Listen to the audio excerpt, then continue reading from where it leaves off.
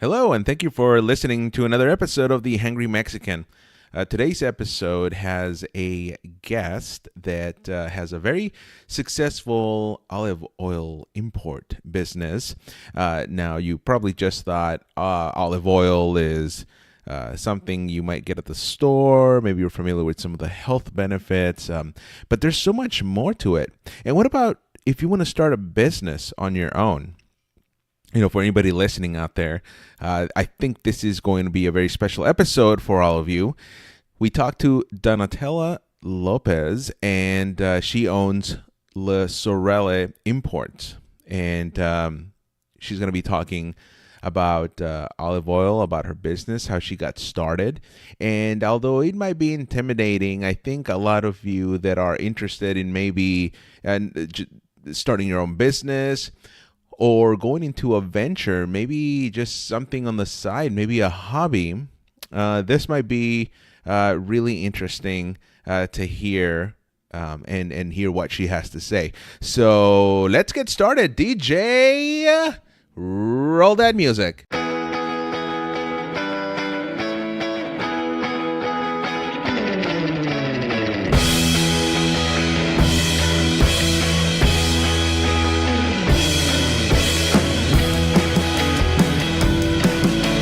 Yes, we're live on the podcast. Donatella, thank you for coming on the show. Thank you so much for having me. I'm so excited. Yeah, so I think we should start with a little bit of an introduction. Obviously, I know who you are. You're this big mega star in the olive world. Olive oil world. Thanks. Oh, by the way, everybody, I have Claire here, my wife, joining me in the show today. She'll be also asking some questions. It's the first time that she's on the show as such, where you can actually hear her voice. Normally you just hear her in the background. Yeah. Hello, Hangry Mexican Podcast listeners. Thanks for being here with us. All right. So, Donatella, just give us a little bit of who you are and what you do. In the meantime, I'm going to take a sip of my coconut beer here. Okay, perfect. Well, again, thank you so much for having me. I'm so excited.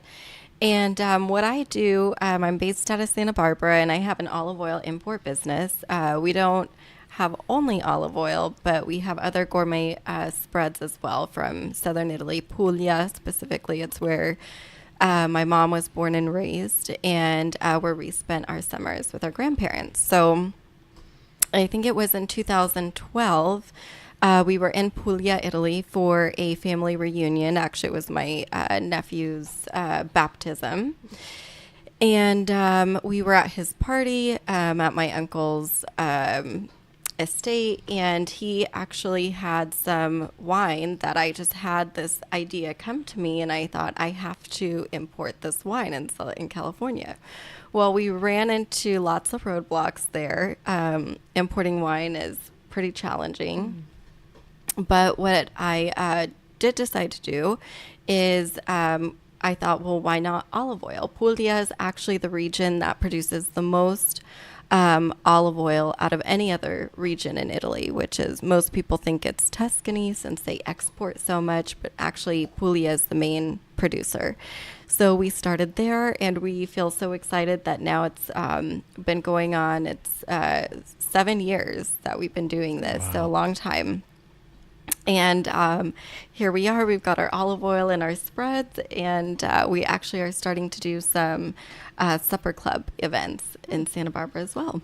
And you were just recently at something new that Santa Barbara was trying out, the night market. Is that right, Claire? Santa Barbara night market. Yeah. And that gave you an opportunity to actually showcase or feature your products to a broader audience. So how was that experience?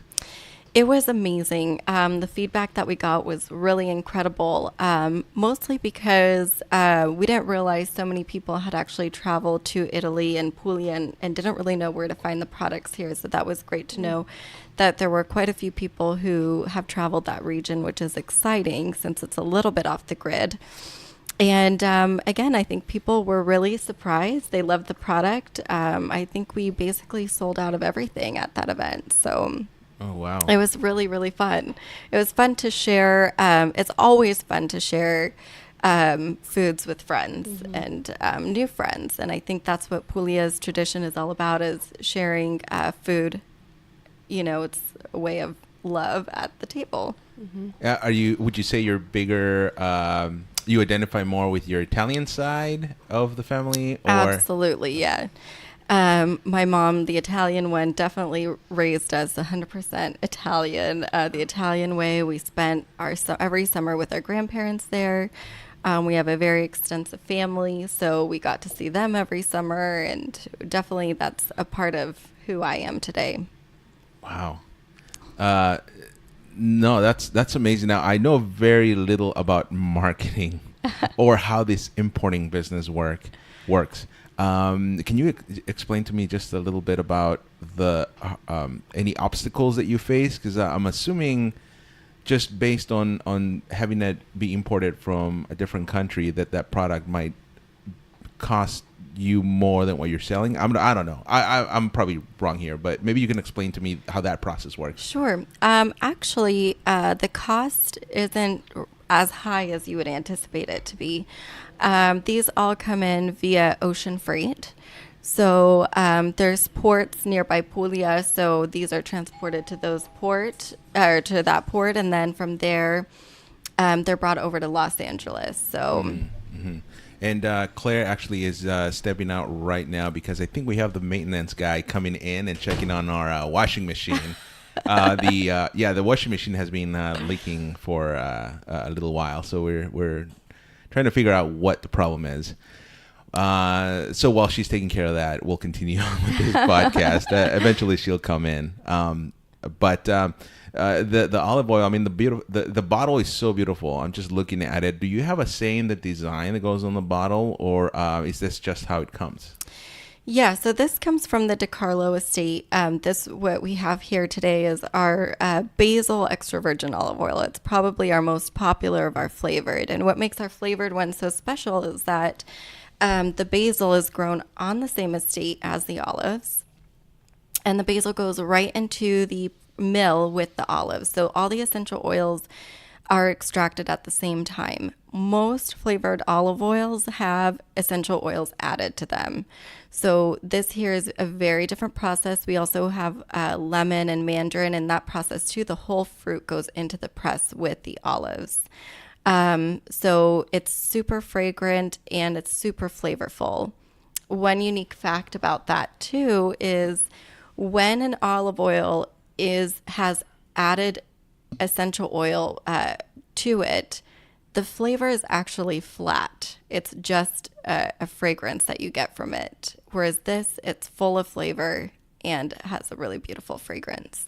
What would you use this for? I like to say you can use the basil olive oil on anything, but it's mainly used on, or what I recommend using it on is any tomato-based pasta. You can put it on omelets or eggs. That's a favorite. Fresh mozzarella or burrata cheese. Burrata is amazing, and it's actually a cheese from Puglia, so it goes perfectly with these olive oils, specifically the basil, I think, because then it's like a caprese salad. Wow. Yeah, I think I got a chance to try a little bit of it a while ago, and I think it was actually during the Santa Barbara night market event during the holidays, and it was amazing. I couldn't believe what I was actually tasting, because usually, olive oil is olive oil. A lot of people know what it tastes like, but it's great that you're able to import a product that comes in just different flavors. And I think that's what's so surprising about the olive oils from Puglia specifically, is how much flavor they have.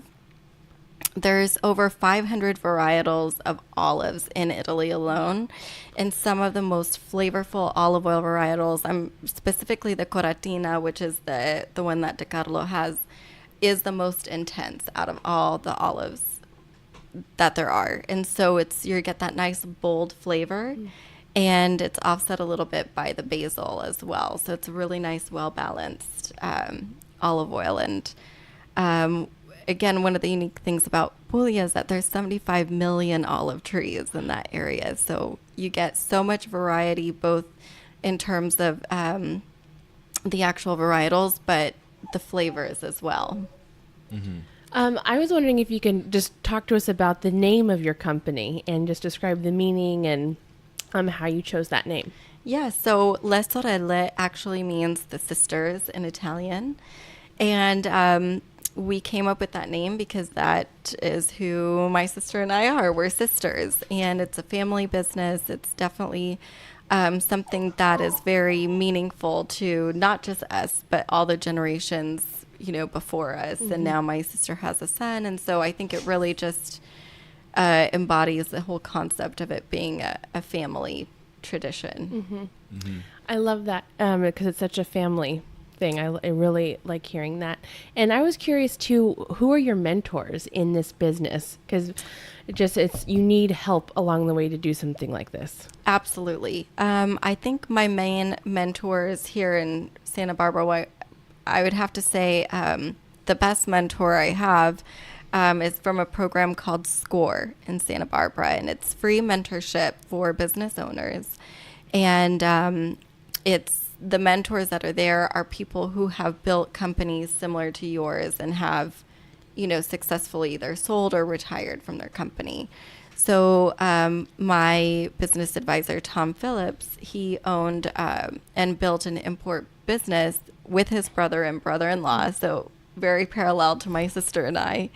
And so he's mentored me there, and I've had another advisor who owned a winery in Santa Barbara, who was very inspired by Italian wines, and she also lived in Italy, so she was able to help me in terms of marketing the brand. And I definitely think it takes a team of mentorship to help a business succeed. And before we go on any further, I just want to tell everybody that if you hear any whimpering in the background, nobody's suffering, nobody's been tortured. It's just our little Cocker Spaniel. He's in the room here with us in our little studio, and he's looking at some light reflections. Yeah, so he gets a little crazy there, but okay. Anyway, go on. I have another question. So if there's people listening right now and they're listening because you started a business, what are your maybe top 2 or 3 tips that you have for people listening that are interested in thinking about starting their own business? I would say the most important thing is to have an idea of what you want to do. And once you have the idea of what you want to do, I would explore, again, finding mentors who have done something similar that can guide you on the first steps to take. I think there were definitely some steps I took early on that I could have waited to do later down the road. And we also didn't find a business advisor until a few years into the business. So if you could have somebody to help you beforehand, get some planning, I would definitely do that. And I also wanted to give a shout out to Weave, Women's Economic Ventures in Santa Barbara. We definitely would not have made it without them. They offer several programs. One particularly, it's called SET, where you don't have to know what kind of business you want to do to take the class, but you learn everything you need to know about what it takes to not just start a business, but run a business. And they're an incredible organization. So I would definitely start there. And what do you think is the hardest part about doing business that you had to learn? The unforeseen. So I think one of the challenges about business is that there are many elements outside of your control that will affect your business. And just being prepared for that. And even when the challenge seems big, just know that there are ways to overcome it. I think that's where the creativity kicks in. So, wow. Yeah. And coming back to just the business of olive oil, why did you, out of all the stuff that you could have imported, why did you choose to stick with the olive oil import? Well, I think the olive oil import was so special to us because, again, being from Puglia, it's just a sea of olive trees. It's literally, like I said, 75 million trees in such a small region. So the first thing that strikes you when you're there is the ocean of trees. And again, it's just such a part of the tradition, the history. We grew up with that around us at all times, and it was our norm to have olive oil at the table. And again, it's just a reflection of Puglia in and of itself. Oh, that's awesome. Sandy is getting a little crazy here, so I think we're gonna have to put on the. Claire's just brought in some treats there. This little Cocker Spaniel has a lot of personality. We've been giving him salmon oil to help with his fur and dry skin and itching and a bunch of other stuff. Oh, that's great. Yeah. I hear it's good for brain function, too. Oh, yeah. No, it has a lot of... He needs all the brain function he can get. Yeah. There's a lot of health benefits to salmon oil, but there's also a lot of health benefits to olive oil, right? Absolutely. Mm-hmm. Can you... let's talk a little bit about that. So what are some of the health benefits There here? are so many health benefits in olive oil. And again, the health benefits that we hear about that come from olive oil are only found in an extra virgin olive oil. So anything outside of the extra virgin doesn't have those properties. Of course, the antioxidants are extremely potent, so it's great for brain function. It's great for skin. It's great for lowering cholesterol. You can use it as a skin ointment. You can use it to treat burns. I mean, traditionally, it's been used medicinally as well. So it's the part of the Mediterranean diet, as they say. And what's special about these two is because the flavor from these olives from Puglia are so strong, it's the antioxidants that make that flavor so strong. So the health benefits are really high. That's awesome. I've tried some other types of olive oils that are also flavored, and then they have this little like wax taste to it afterwards, like a waxy aftertaste. Exactly. Yours doesn't. Yes. What's that? How did you achieve that?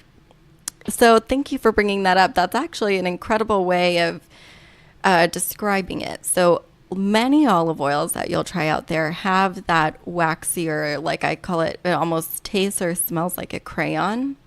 Mm-hmm. And that's actually an indicator that it's a rancid olive oil. Oof. Yeah, So meaning expired or literally rotten. Ugh. So it shouldn't have that if it's a fresh extra virgin, because it is considered, a live food. So you want to make sure it has that nice fresh smell, and if you smell any waxy smells or flavor, even you definitely know it's a rancid olive oil. Oh man, what should people do if they encounter something like that?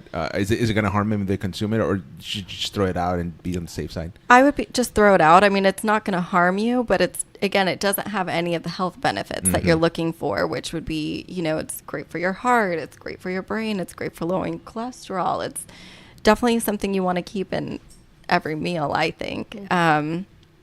And very few extra virgin olive oils are truly extra virgin. So there's a great book out there called The Extra Virginity of Olive Oil, which goes into depth about that. But about 90% of what's on the shelf that's labeled extra virgin is not actually real extra virgin olive oil. Is there a way that somebody can tell whether it's the real deal or if it's, something else? I would say if you even look at the back label, you might get some bottles that say this is olive oil from Greece, Spain, Tunisia, Greece. If it comes from all these different countries, it's not an extra virgin, because they need to be picked, pressed, and bottled within 24 hours. So if it's coming from all these different areas, you already know it's not a real extra virgin. Another way too is the smell test. Does it smell like crayon? Does it have a flat flavor? Those are all indicators. You can also tell by the color sometimes. Those are just some ways to know. Wow. Claire, do you have any other questions? You seem like you have something there that you want to ask. Just talk to us about your upbringing and what your family life was like, and how food was so involved in your family life growing up. Oh, yes. Yes, I love this part because I know Italian families, just like Mexican families, are huge on food. huge on food and overfeeding, I would say. So again, I grew up with a very traditional Southern Italian mom. She moved out to the United States in her 20s. So, I'm first generation American. So there was everything Italian in our household, which meant we didn't eat out growing up. We always ate at home. She always cooked, her traditional recipes. She had a cookbook, that of course my grandmother would write her recipes in, or aunts. And that's a tradition, I would say, an Italian tradition, to have the notebook cookbook at home with everyone's recipes in there. And we ate a lot of what was traditionally Southern Italian, a lot of pasta with tomato sauce or pesto that she would make at home. And the tomato sauce she would make from scratch, or, lots of fish, lots of vegetables. And being at the table every night, being together was so important. And I remember even dinner parties that she would throw. She would make focaccia, the morning of, or start cooking in the morning, just like my grandmother would. And I would say that's something that even now I really enjoy doing for friends. If they come over, I love just making food and sharing that with friends and family.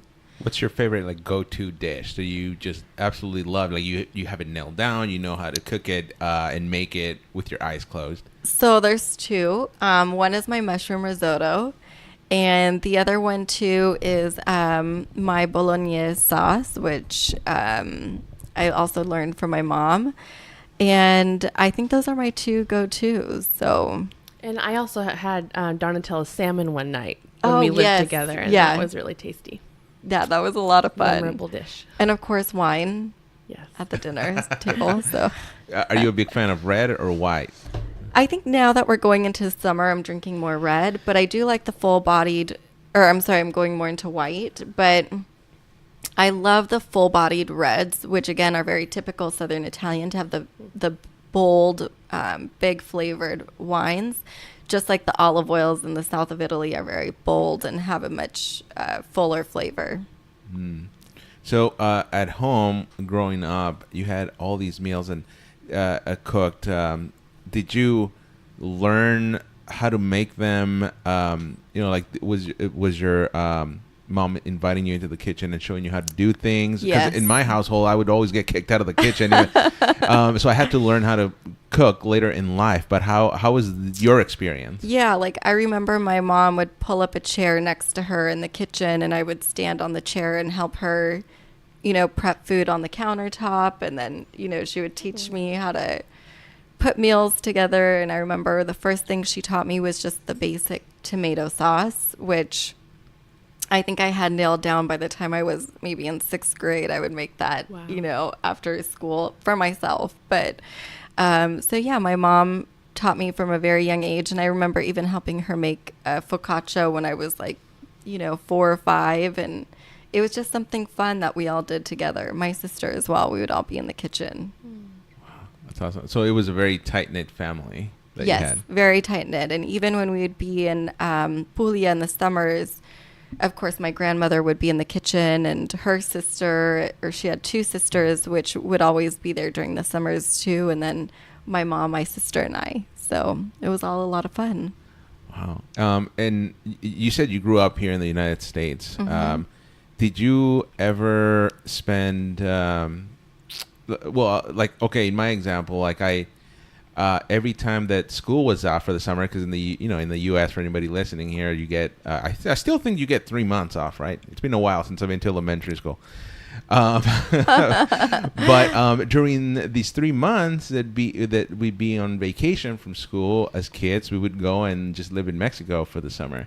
Did you get a chance to do that as you were growing up? Yes, so that's exactly what we would do. We would pack up at the end of the school year. I remember we would just pack up, and then my mom would kind of just lug us all over to Italy with our big bags. And at the time we didn't have technology, like iPhones. So it was a lot of finding ways to entertain ourselves on those long flights. And my grandmother, we would arrive to Italy, go to my grandmother's house, and she always had fresh orecchiette and tomato. That was her dish, her welcome dish, and that's such a typical pugliese dish. And those pasta orecchiette she would have made at the bakery in the morning of that we would get there, and then it was fresh pasta, and it was just very memorable arriving there and then spending the summer with her and all the big lunches and dinners. It was a lot of fun. Is there one story, one experience that really stands out to you growing up and going over to Italy? Well, it's funny. I just was with a friend on Wednesday, and she asked me about, was wine something that we grew up with as kids? And I said, yeah, it was just the norm, and I think what I thought was the norm was not really the norm here. But I remember my grandma was probably in elementary school, maybe third grade. She would send me over to the shop across from her house in the square, and she would send me over there with these huge jugs to have them filled with wine. And I would go buy her, wine, and then we would take it. I would carry it back to her house, and we would fill up all the bottles with a funnel. We would use a funnel to fill them up from the big jug, and then we would just have wine in the fridge, and that was our table wine for lunch and dinner. And that's definitely the norm, but, I think that was one of the most memorable things, her, me helping her by going to get, the wines or whatever she needed at the store. Sounds like wine is like water in America. Like very much just so. Always on the table. Always. Just the life of a family, or just very much so. We always had wine and water at the table, and, the kids, would start out with the glass of water, and, you would put one drop of wine in the water, and then as the kids get older, the ratio of water to wine would shift. So I think it's something, that was just part of the culinary tradition that was really memorable. Would you ever try to sneak a little bit more wine in your water? Probably not until middle school, but That's fun. And did your parents practice that same concept here in the States, or was it only? No, I feel like it was just something that we did there, only because even having the table wine available it's just such a typical thing that you have in Puglia. And, I remember too, even at a younger age, I must have been 5 years old. My grandma lived down the street it was the Salumeria, which is where they sell, all the different salamis and cheeses and maybe some bread. And she would just give me her list of things that she needed and some lira at the time, which now is the euro. And I would just go to the market and come back and bring it to her. And I think we were exposed to the whole food and wine culture at a very young age. Oh, when's the last time you were in Italy? I was there 2 years ago now. I'm coming up on 2 years. Do you still practice the same things that you grew up with when you're over there? Yes, very much so. We still go to the markets every morning, and we load up on all the cheeses and it's the fresh mozzarella and ricotta, which is typical of Puglia, and all the salamis and the bread, and then we just snack on that throughout the day and then make the big dinners at night. Is it like is it actually in the city or the countryside where you're staying? So where we stay is a very small town in Puglia called Polignano a Mare. It's actually become very popular in the past 5 years or 7 years with bloggers. So when you Google Puglia, that's normally the face of Puglia is this town. When my mom was growing up, there must have been like 15,000 people in that town, but now it's over 30 or 40. Wow. And I actually ran into a lady from Santa Barbara there a couple years ago, which would have never happened when we were growing up. And so it's a coastal town. It's right on the water. Again, the name is Polignano a Mare, which is Polignano on the sea. And it's a beautiful, beautiful place. Oh, man.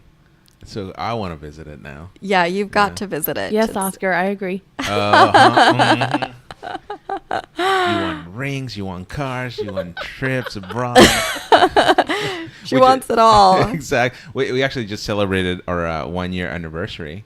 Congratulations. Yeah. I Thank can't believe you. it came up so quickly. The wedding was just seemed like yesterday. I know, yeah, and we're so happy that we're enjoying this period of life where we just got new jobs. We now work in Los Angeles, and it's an amazing accomplishment. But we always told ourselves, okay, so this was a year ago when we got married. Okay, so in a year, if we're still here working in Santa Barbara, then we're probably just gonna take a trip to any place we want to. And we were looking at Hawaii for the most part, but yeah, then we got the jobs, and we're like, all right, well, I guess I prefer the new jobs than going to Hawaii. Which is awesome because now it's a huge, it's a new scene down here in LA. It's an awesome food scene, which is really cool.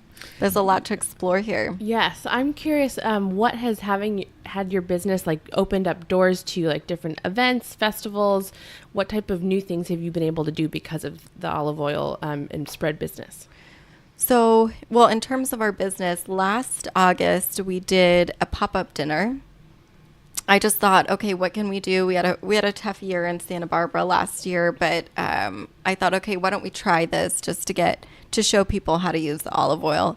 And it was really popular and really well received. So we've done 4 dinners since then, and we hope to do some sort of a supper club or a regular dinner. And I think it's been a great way to bring community together. Mm-hmm. And it's been really awesome. And we've attended a lot of festivals. We're doing the Vintners Festival in a couple weeks. So we've gotten to know so many people in the community, different winemakers, different cheese makers. It's been amazing just to meet other people doing cool businesses in Santa Barbara and finding ways to work together.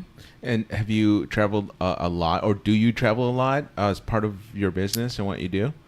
I do travel a lot, I would say, mainly just back to Puglia if we have to do, find new suppliers for certain things. We haven't in a while. We actually love who we work with, but if we want to eventually expand and maybe bring in a pasta line or whatnot, we would do travel for that.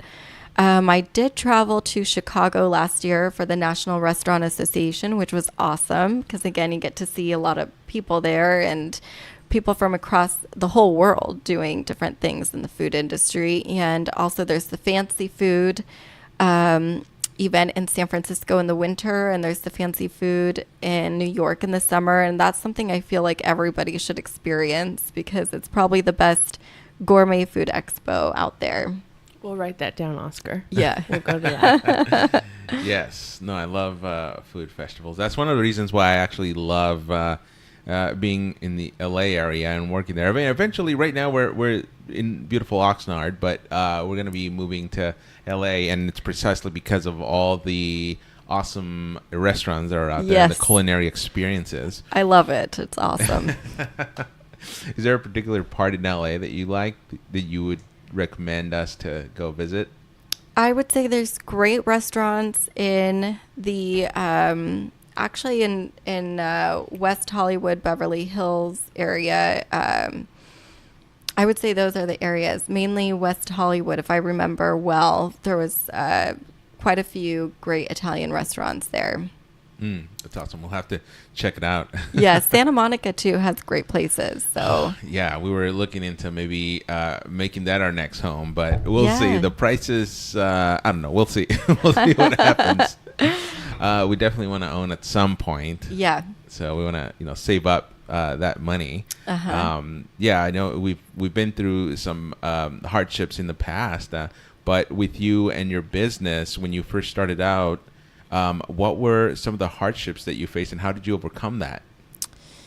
I think some of the hardships from starting the business was really you don't have anything to go by. So you're still building, you're building business, you're building relationships, you're building credibility. And I think what we came up against really was just people, it's a competitive market, and just kind of breaking your way into the market was hard.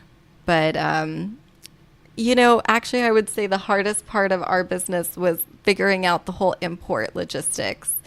we had no clue what we were getting into in terms of imports and what that meant and all the logistics on the European side and everything you had to be ready for on the US side. So I think that was the hardest part, but it's amazing how when you have an idea to do something, everything really did fall into place. And it was the biggest challenge, I would say. Were there any moments at all during the process of you creating this business that just got you thinking, maybe this isn't it, maybe this isn't for us, let's just call it quits here? Did that ever cross your mind? Yes, it did. And I think that's something that, even when I listen to other business owners, you definitely go through that. And I think that's probably the hardest part of being a business owner and the most rewarding, when you come up against these challenges where you're just depleted and exhausted and don't think you can do it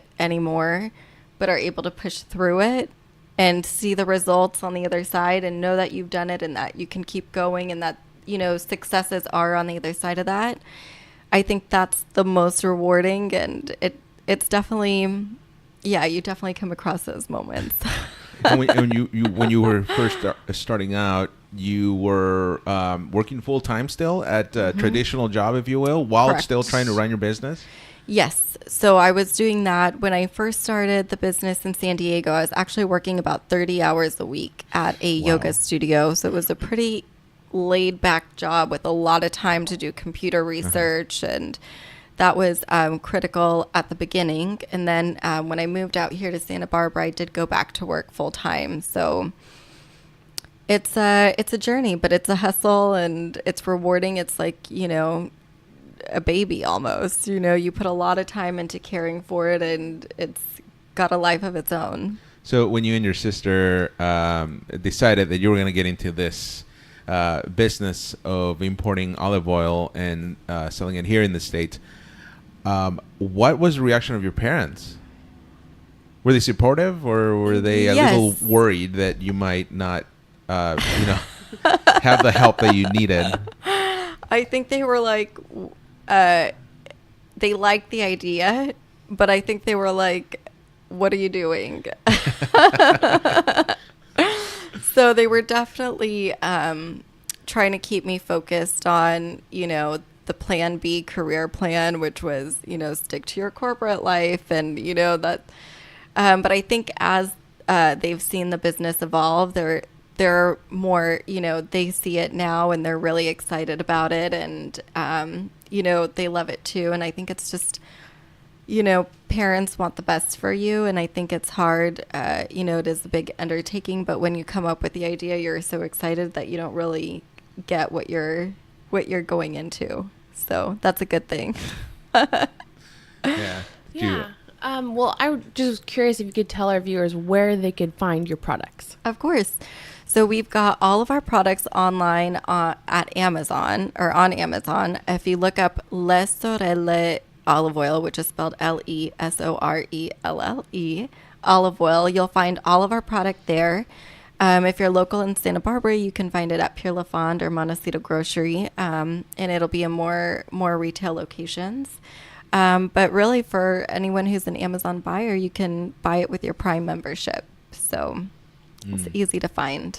Awesome. Yeah. Yeah, it seems like you're really expanding your business. Yes. Which is excellent. I tried having my own business in the past, and that didn't work out.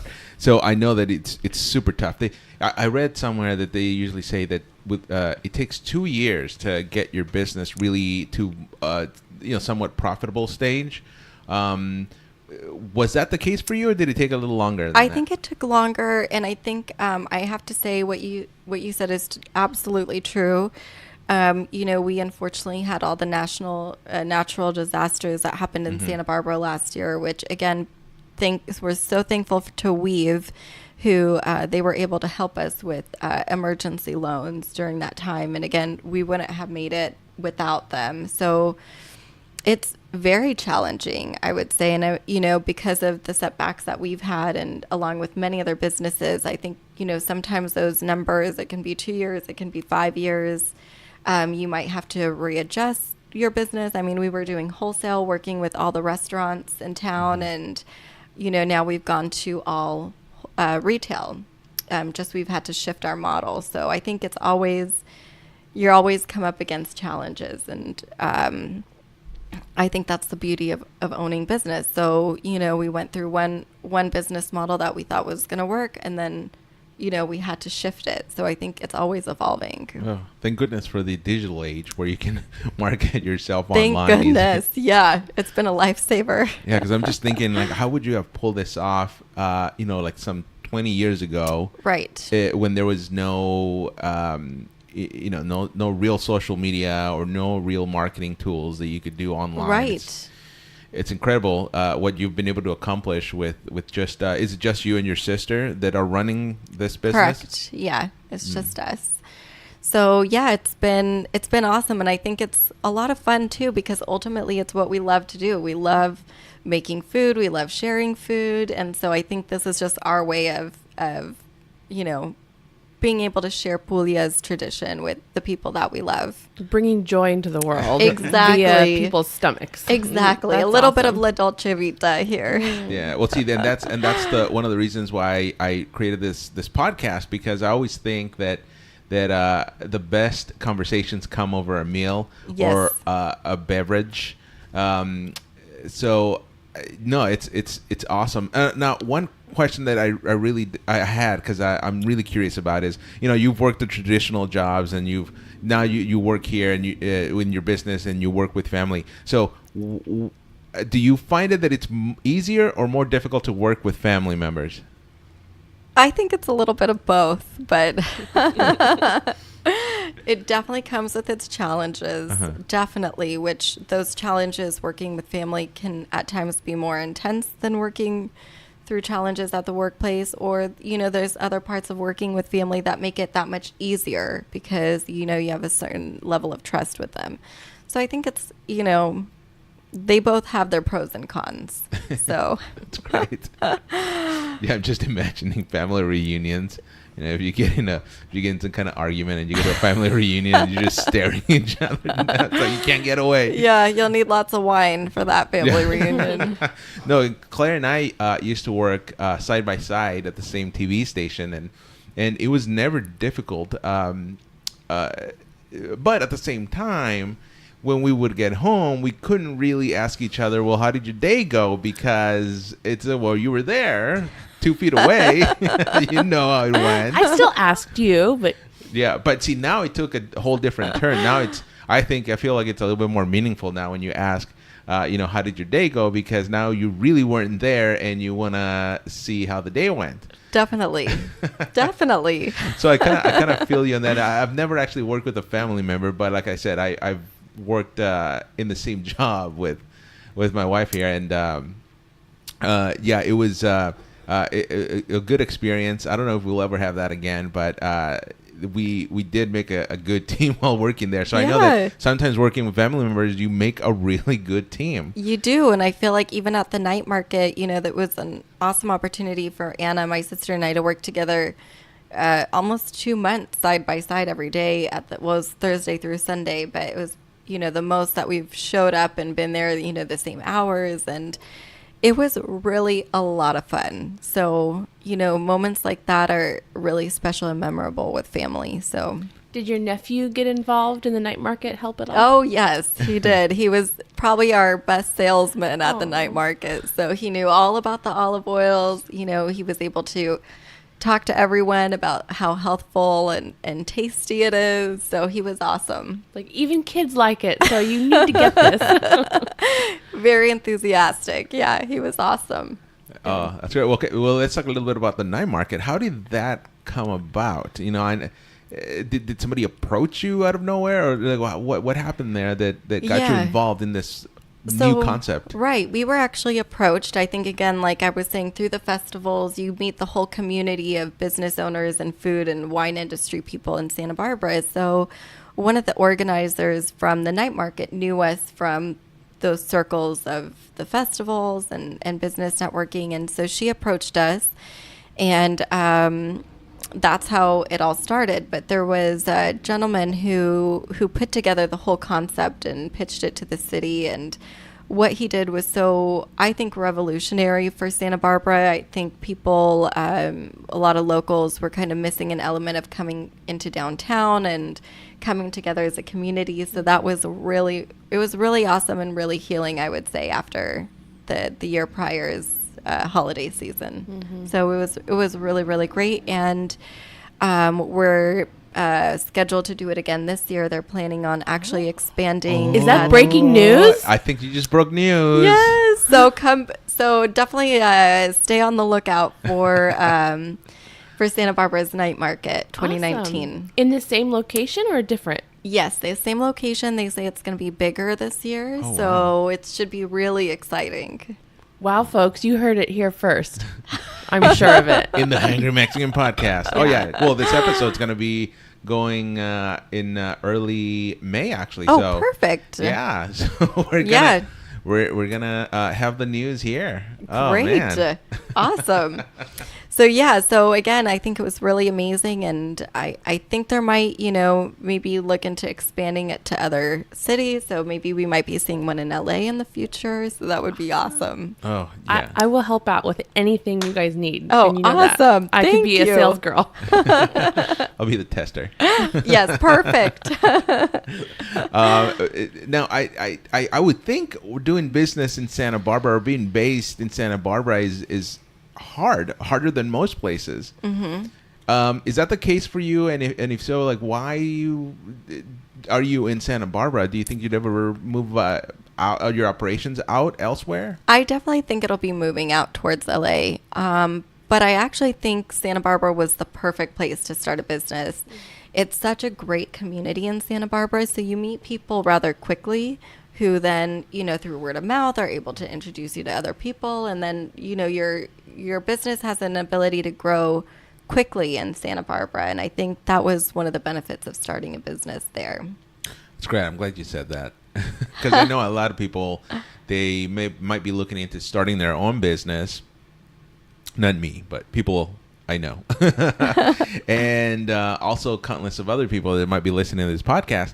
And they don't know how to go about it. Mm-hmm. Is there, in your sound advice, what is a good entry point into creating your business? Like, what is the number one, or maybe your top 3 things that you need from the get-go to even attempt to launch a business?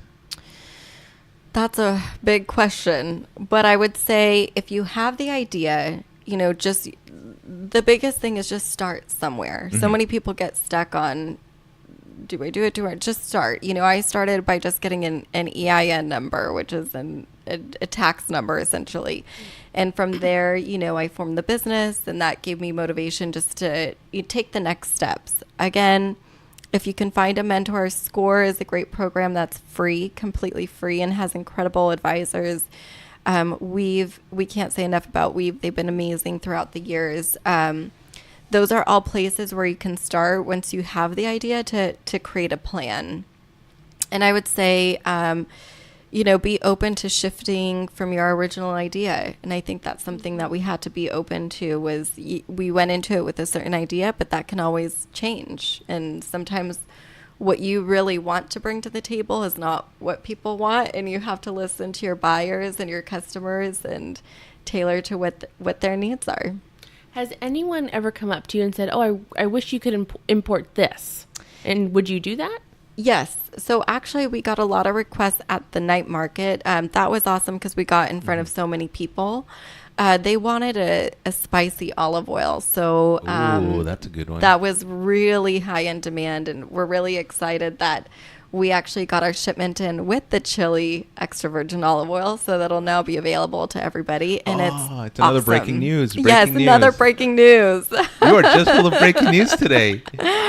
Yeah, That's so awesome. It's really, really awesome. It's also from the Decathlon estate, which is all organic trees, and all the chilies are grown on their estate too. So very exciting. Wow. Right. I think that really speaks to the maybe the Latino community in Yes. Santa Barbara too love that spicy salsa. Very much so. Very much That's so. great. Yeah. So we'll be able to add a little heat to what we make coming up soon. That's awesome. I think I would prefer. Actually, I do prefer using olive oil in salads than traditional dressing that you get at the store. To me, it just tastes better. Like a little bit of olive oil and some lemon. Oh. Perfect. Exactly. That's all you need, or olive oil and a little. I like balsamic glaze on mine. That's perfect. That's all you need. I haven't bought dressing in years, so. You hear that, Claire? No more ranch dressing for you. No more ranch. No, And it's great too if you barbecue. Sorry to interrupt, but on steaks too, if you grill and afterwards just put a little bit of olive oil on your steak, it really changes the flavor. It's awesome. Now, is the spicy olive oil or the olive oil with a kick, is that also available at Amazon for people? It will be probably in the next couple of weeks, so we just need some time to get it on our store. Okay. So right now, if somebody wanted it, it's not available right now, or is it through your actual website? The chili is not available. We just got Okay. it in this week, so I would say in about a week it'll be available. But Okay. if this is airing in May, it is available. No, that's great. Claire, did you have anything else you wanted to? I'm just so happy we got to have this conversation. Yes. It's been great. Yeah. Well, so one of the things I'm curious about is when you were in middle or junior high school into high school, did you at all was it brewing in your head already, this concept like, oh, I'm gonna have my own business? You might have not known what, but you just kind of thought, oh, I'm gonna have my own business. Was that ever a thing in your mind during these years? Never. And I even remember when I was working corporate out of college, I was in a sales position, and I remember thinking to myself, I will never own a business. Like, it's too much. I am not going to do it. So it's amazing how things change in life. But I did always have the thought out of college that I wanted to work for an import business. But here I am. I mean, I am working for an import business, but it just happens to be mine. So what did you want to do when you were done with high school? Like what did you actually think you'd be doing? I just knew I was going to do international business in some sort of a capacity. I didn't know what exactly, but I just knew I wanted to utilize my experience and travel and knowing different cultures. I wanted to apply that, but I never in a million years thought I would own my own business. That's awesome. Are there any regrets? Anything you could have done differently? I think yes, I mean, of course, like when you look back, you think, oh, I could have done something differently. I think what I would have done differently probably is, again, maybe plan out the numbers better. I think as business owners, we love the concept of our business and executing our business, but as an import business, it's layered. And I think maybe just having that advisor from the get-go to kind of map out, what financials would look like. I think that's something that I would have benefited knowing from the very beginning, to be prepared for, things that perhaps are out of your control. But Well, definitely it was a pleasure having you on this show. And just before we wrap it up, just two more things. sure. This question, I don't know, might be out of left field. I don't know, but how do you drink your coffee? Black or cream? I actually put a little bit of almond milk in it. Oh.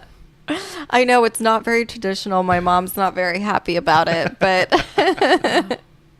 and actually lately I've been drinking yerba mate.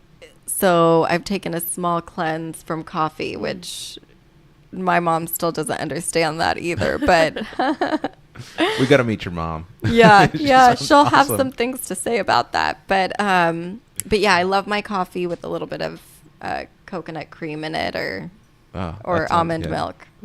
Yeah. Good. Well, yeah. Today we had Claire made some Lavazza coffee in honor Love of your Lavazza Italian coffee. heritage. Yes, so good. Yeah, Donatella pronounced it correctly. Yeah, I know. Lavazza. I'm not good at Italian. Lavazza. Is that how it is? Yeah, Lavazza. that's perfect. I'm going to say it like that now. Lavazza. It's perfect. You hear that, Claire? Can you say it? Lavazza. Yeah. Okay. Excellent. That's good. Brava.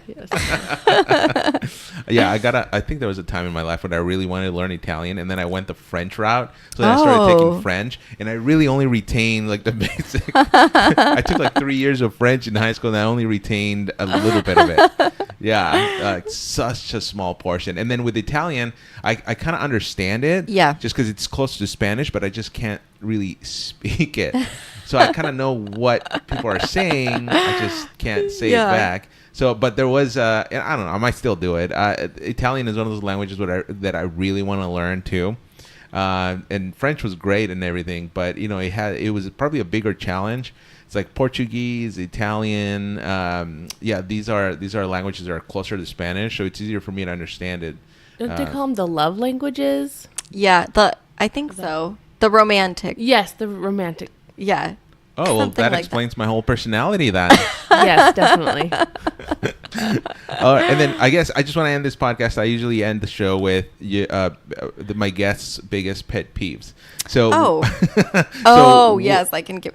So one of my biggest pet peeves is at restaurants with the waiters or the servers rushing you out. I think that's something that, in Italy, you stay at the table for a long time, and so the servers actually don't come to give you your bill until you ask them to, so it could be hours that you're there.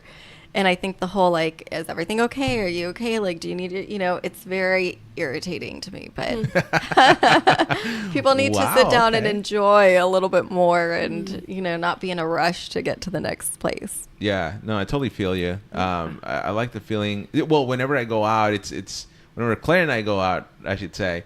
We go out because of the experience. And so, I don't mind paying a little bit more just to have that experience. But, we like to be pampered. But at the same time, you're right. It's sometimes we get the check before we even finish eating our food. And I was like, I don't know. It puts a damper on it. You just want to, maybe hang out a little longer. Oh, yeah, exactly. That's why I really enjoyed Islands Burgers. Is actually love Islands Burgers. Yeah, and Claire just had her farewell party there when she got out of Santa Barbara, and they were so amazing because they would come and they would take your order and everything and see if there was anything you needed, and then we actually stayed there until closing, pretty much, right? It was like 10:30 or so. We got there around just a little bit after 5 p.m.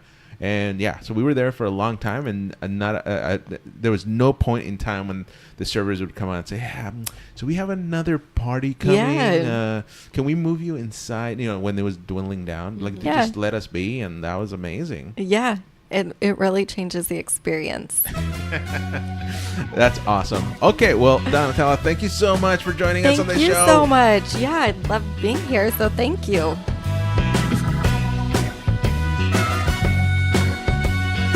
Oh, what a fun interview. And that was Donatella again. Her olive oil is some of the best and most amazing olive oil that I've ever tasted. So give it a try.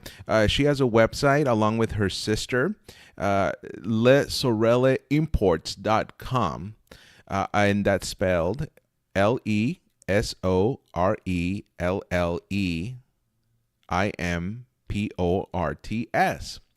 lesorelleimports.com. I'm going to link to that website in the description to this podcast, so be sure to check that out.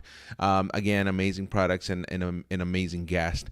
I really want to thank her, and she's actually the first guest to shoot inside our little studio. Normally, we take the podcast gear here and go out and record our interviews out at restaurants or at different locations. So it was awesome that she came in and joined us for that. So if you have any questions or comments, I'd love to hear from you. Just email hangrymexicanpodcast@gmail.com. I'd love to read some of those comments and questions here on the show. And of course, follow us on social media. So I'll provide all that again in the podcast description. And if you enjoyed this episode and you like this podcast, just tell your friends, tell your family, and subscribe to the podcast, and go ahead and rate it as well. We're everywhere where you get your podcasts. So be sure to look for us, The Hangry Mexican. All right, everybody, thanks again for listening. And until next time, good night and good luck.